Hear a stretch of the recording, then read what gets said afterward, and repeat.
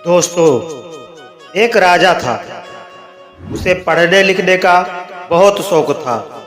एक बार उसने मंत्री परिषद के माध्यम से अपने लिए एक शिक्षक की व्यवस्था की।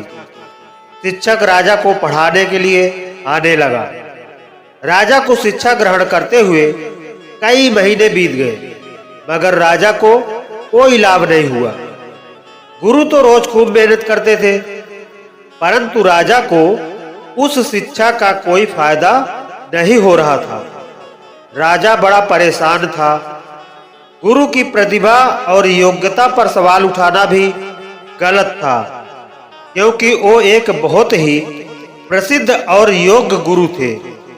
आखिर में एक दिन रानी ने राजा को सलाह दी कि राजन, आप इस सवाल का जवाब गुरु जी से ही पूछ कर देखिए।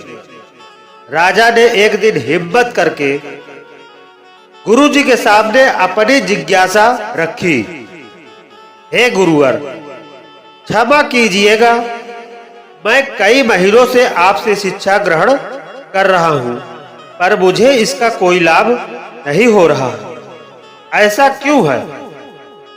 गुरु जी ने बड़े ही शांत स्वर में जवाब दिया, राजन, इसका कारण बहुत ही सीधा सा है।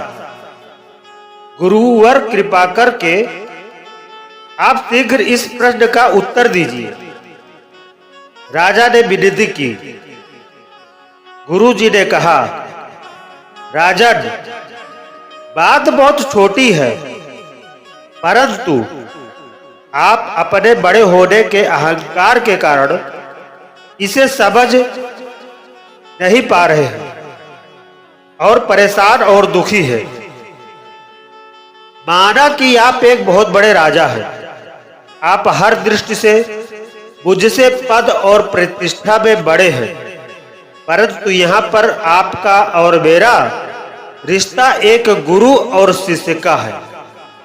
गुरु होने के नाते मेरा स्थान आपसे ऊंचा होना चाहिए, परंतु आप स्वयं ऊंचे सिंहासन पर बैठते हैं और मुझे अपने से नीचे के आसन पर बिठाते हैं।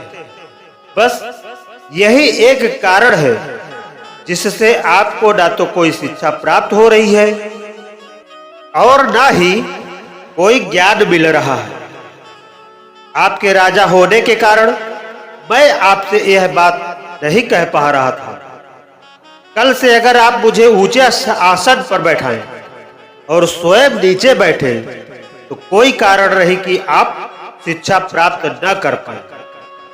राजा की समझ में सारी बात आ गई और उसने तुरंत अपनी गलती को स्वीकारा और गुरुवर से उच्च शिक्षा प्राप्त की। दोस्तों, इस छोटी सी कहानी का सार यह है कि हम रिश्ते, नाते, पद या धन वैभव किसी में भी कितने ही बड़े क्यों न हो, हम अगर अपने गुरु को उसका उचित स्थान नहीं देते तो हमारा भला होना मुश्किल है। और यहाँ स्थान का अर्थ सिर्फ ऊंचा या नीचे बैठने से नहीं है।